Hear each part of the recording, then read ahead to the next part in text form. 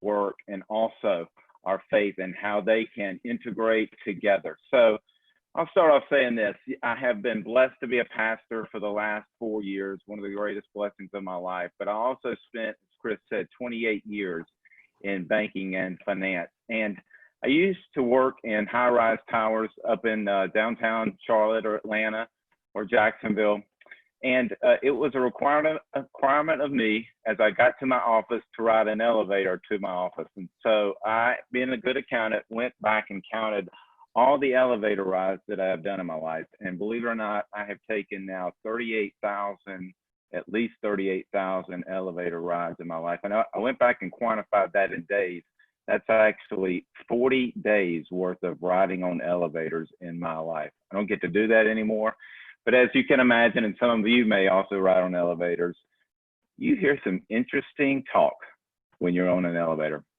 Some things you don't want to hear, the things that happened last night, or maybe some inside information. You're like, oh, I don't want to hear that. But I also used to hear this phrase, an interesting phrase on Friday. And I actually might have used that phrase myself at times. And that was, thank goodness it's Friday.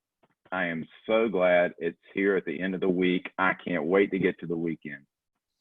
And contrast that to what I would hear just 3 days later, and that would be, oh, I cannot believe that the weekend is over. And you know, that didn't bother me at first. And then I started thinking about it. About halfway through my career, I started thinking, wow, are we just existing 5 days, nearly 70% of our week, looking forward to getting off of work? And so that's why I entitled this talk here today, TGIM. Thank goodness it's Monday. And I'm not trying to make you zealots of your work and overly excited about your work, but could we get to the point where we're actually excited, looking forward to, finding worth, finding enjoyment in our work? Because here's the reality of it. Being an accountant, again, I love to quantify, and I started thinking about the time we actually spend working. So if you just take all of your life pre-retirement and kind of add up the hours of just an average American, we will spend 30% plus time we will do work at home, or 6%. We will spend over a third of our life working.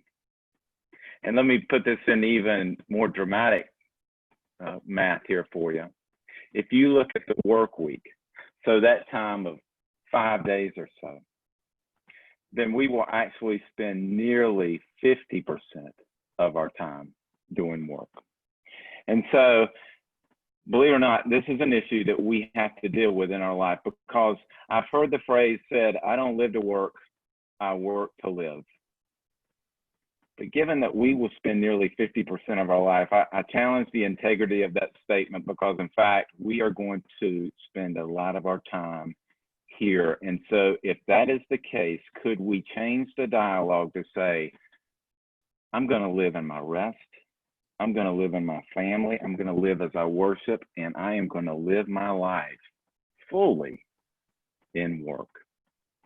So you may have some questions about work, and I'm going to put a few up here. Maybe there's more, maybe there'll be some in the chat box that we can look at a little later that you have. But here's questions that I have come up with in my life, especially as I got into middle age. And it is, what is the purpose? What's the meaning of our work?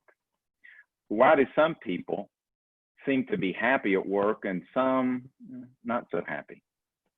How can I be more fulfilled at work? Or even, is it even possible to be fulfilled at work? And does that really matter?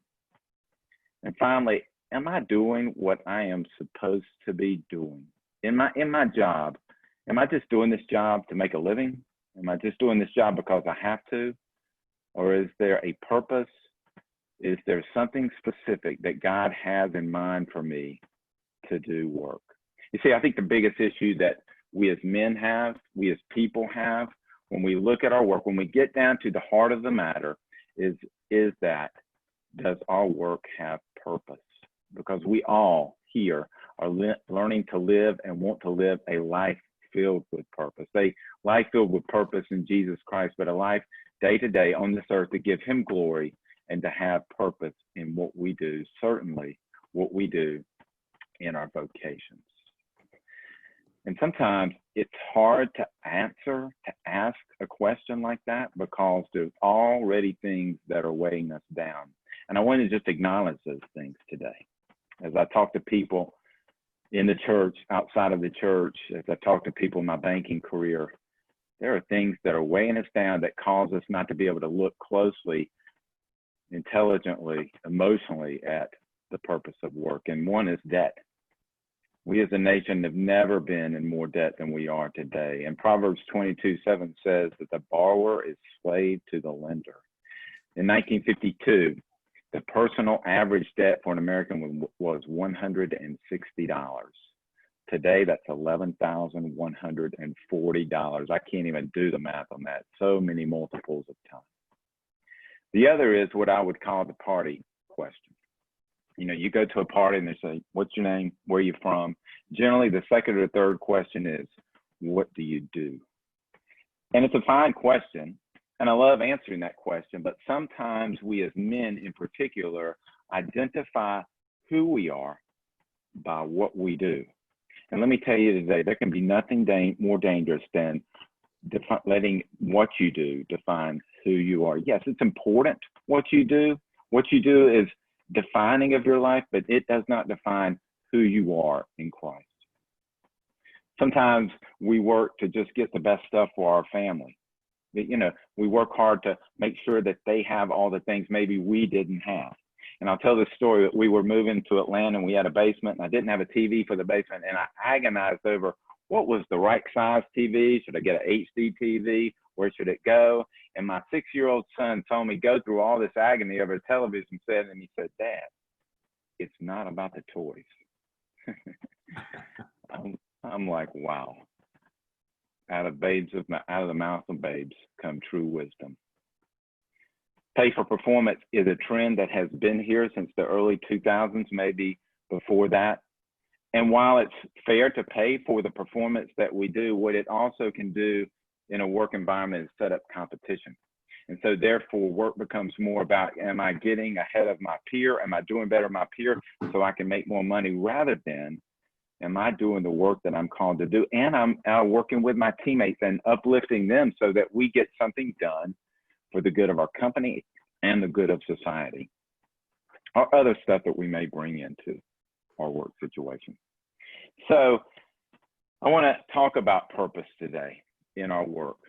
But before I think we can understand what our real purpose in work is, we've got to understand what God's design of work is, because God's design of work obviously will then become to shape and become our view of work. And I got a little theology for you. I learned some of this as I went to seminary, and I'm not going to bore you with tons of deep theology today, but there are 4 pillars in any theological discussion that you will have, and that is that we have a creator God, that God is sovereign and he created all things at the beginning. And he created man in his image.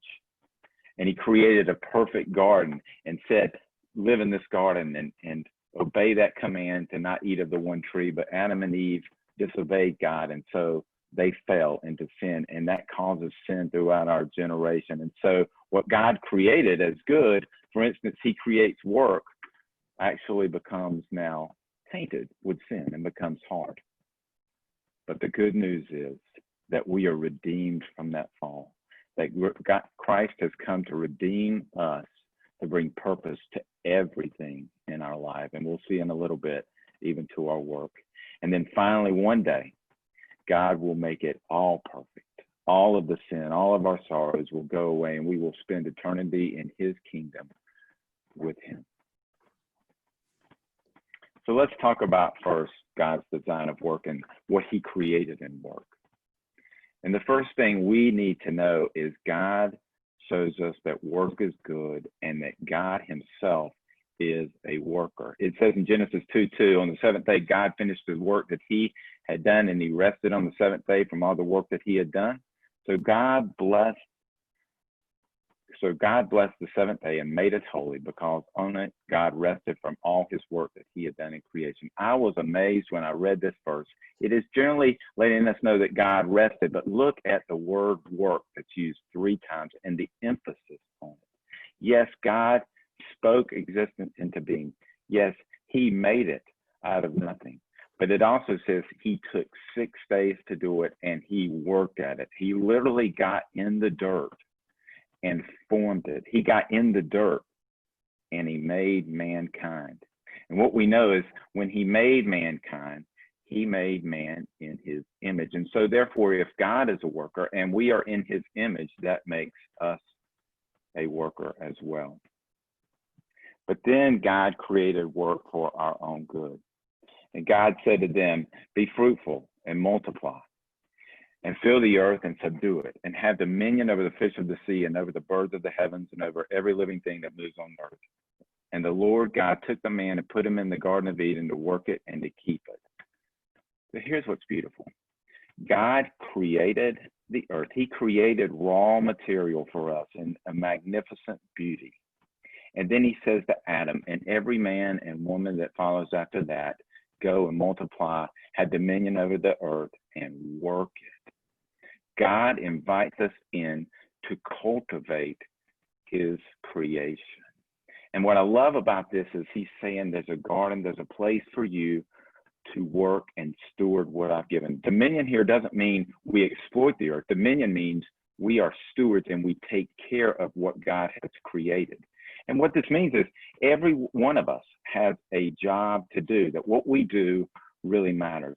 I tell everyone this, because I changed careers and became a pastor does not mean I got a higher calling. I reject that. I believe that I had a very high calling for 28 years as a finance executive. I remember reading this once and being struck in the point in my career where I'm saying, what good does banking do? What am I really providing? And God said, everything that I have equipped you to do is beneficial for society. What you do in a bank helps people have money for their needs or safeguards their money or make their payment so that they can operate their business and cultivate the earth that I've given. And so, gentlemen, let me encourage you today. God has equipped you with special gifts, with special talents that he is using in your work to better the world. We read about in Exodus 31, Moses is doing all these things and he's got all these responsibilities. And then he comes to do what God has asked and to build a temple. And God says, I want you to use skilled artisans, Bezalel, to create and make out of their artistry the temple. And so just as Bezalel did that, we are to go and use our gifts to build temples for God, places for God that can be utilized for him. But here, let's don't be disillusioned. As good as work is, what happens in the 3rd chapter is what we sometimes tie to work, but it's still reality, and that is work becomes hard. And he said, because you've listened to the voice of your wife and eaten of the tree, cursed is the ground because of you, and pain you shall eat of it. And thorns and thistles it shall bring forth for you, and you shall eat the plants of the field. Here's the thing. No matter how good we feel about our work, however much we may say TGIM, sometimes when we go in on Monday, we're going to face some challenges. We're facing challenges right now. We can't be in our office. And so that is presenting some issues for us that we're having to do workarounds on. And so here's what I live by. Yes, I am grateful for my job, but when the emergency happens, when the thing happens I don't expect to happen, I just realize that thorns and thistles, and we can work through that. So I encourage you, recognize that work is going to be hard, but also recognize that God created work before the thorns and thistles.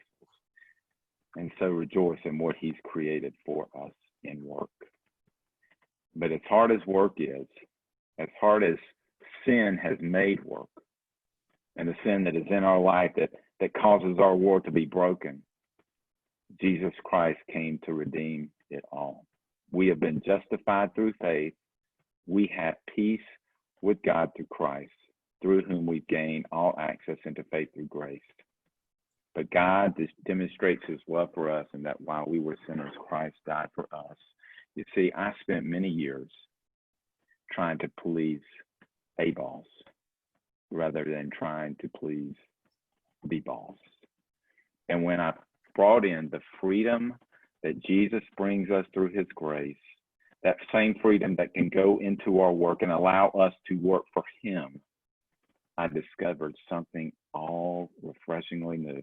And listen, I'm not saying to disrespect your boss. We are commanded in the Bible to pay respect to our boss. But at the same time, there should be great freedom in knowing that he accepts us how we are. He's the best boss because his grace is never ending. He's the best boss because what you do is good enough. He's the best boss because he has done it all for us. And so I want you to know also that one day everything will be made right. God will come back to reclaim this earth and reclaim this kingdom, and we will live with him forever. And sometimes we live our life or work our life waiting for the next thing, waiting for the next job. Oh, this job is okay, or I hate this job today.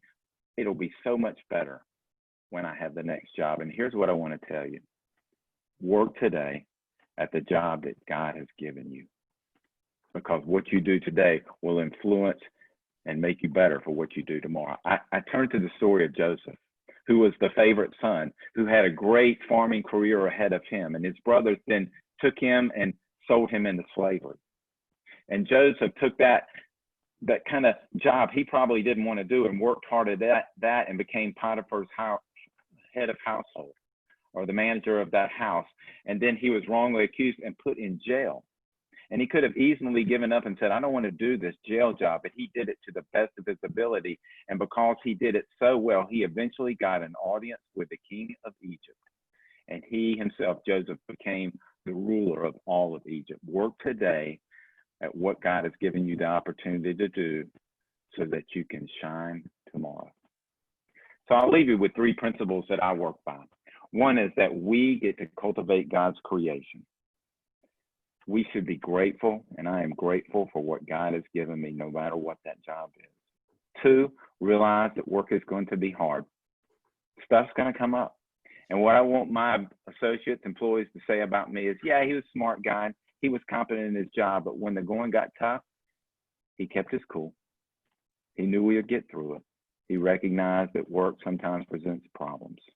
And three, remember, more than anything, that Christ is our boss. He is the most worthy and great boss that we can have. Work for him, work unto him, and give him praise. I'll give you a couple resources before we go to questions here that I got a lot of material from that I've used over the years. One is from Timothy Keller, Every Good Endeavor.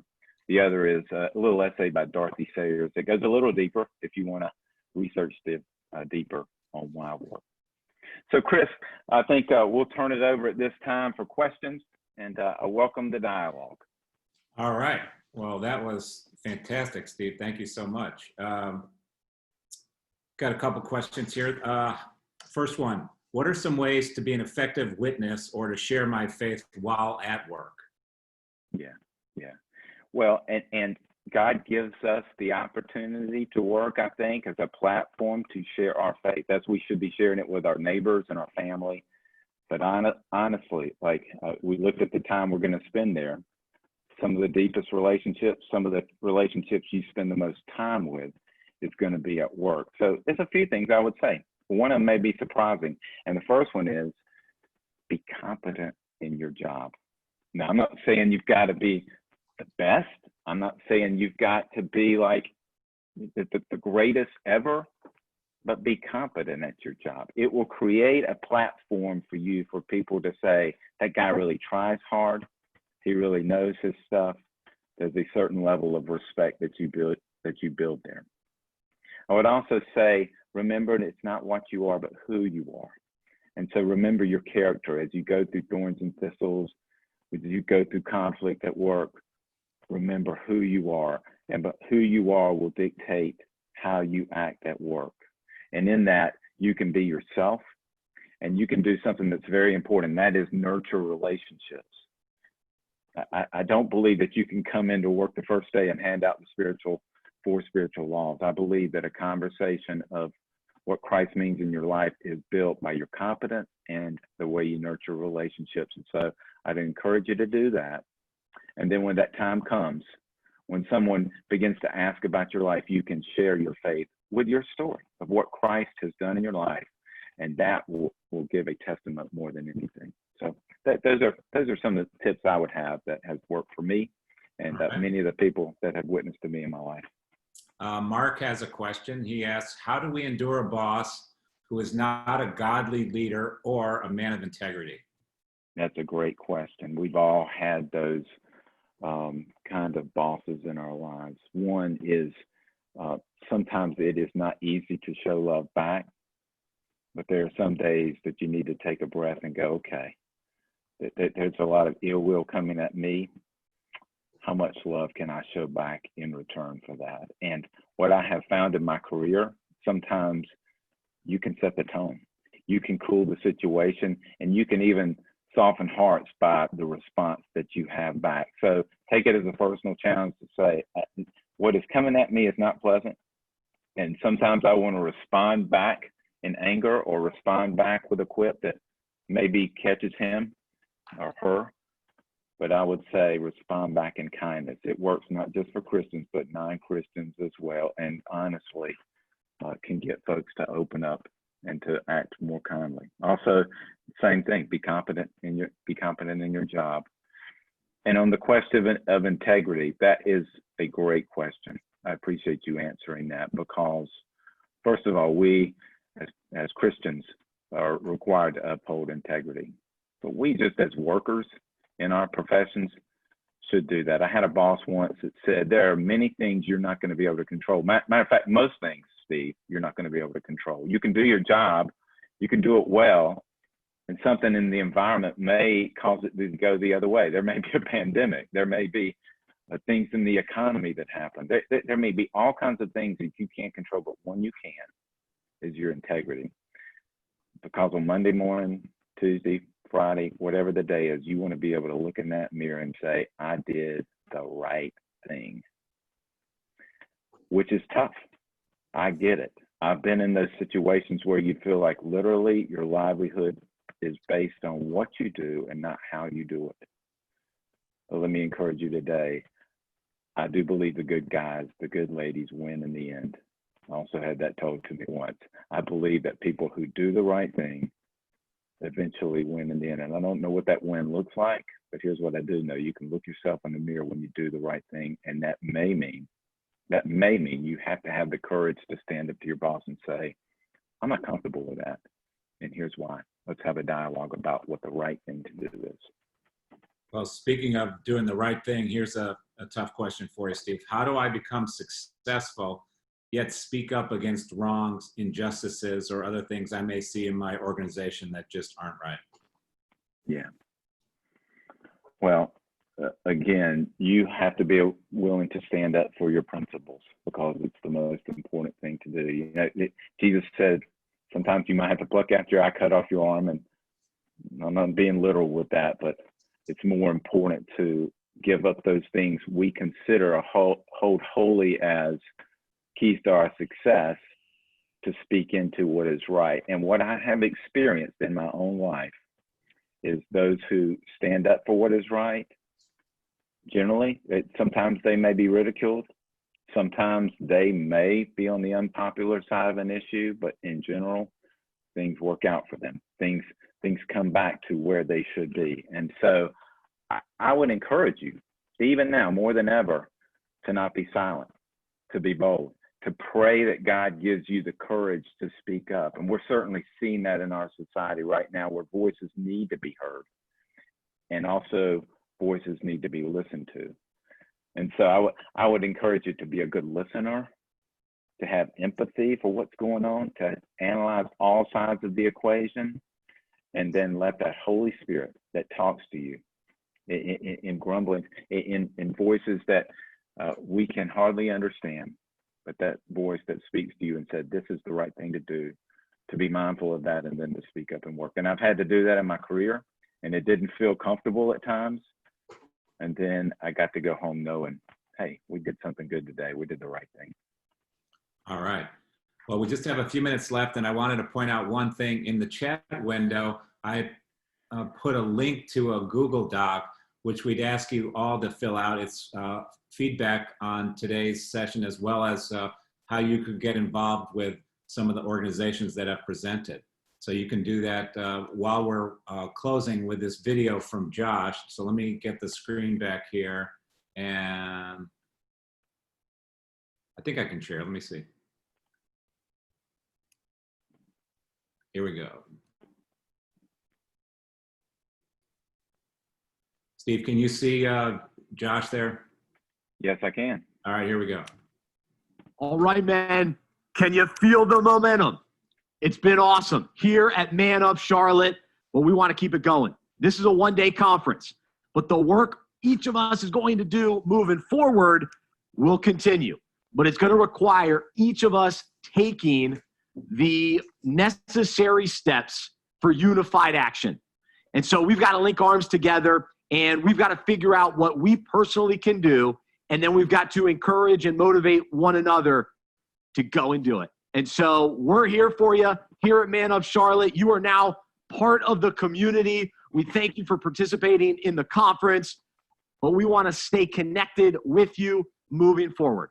And so first step, in what ways do you want to help reach the fatherless? Now, we've got two ministry partners that we're already connected with, and that's the Harvest Center and Neighborhood Hope. So you've got the link. So be sure to fill out that link and let us know which organization you'd like to take the next steps with.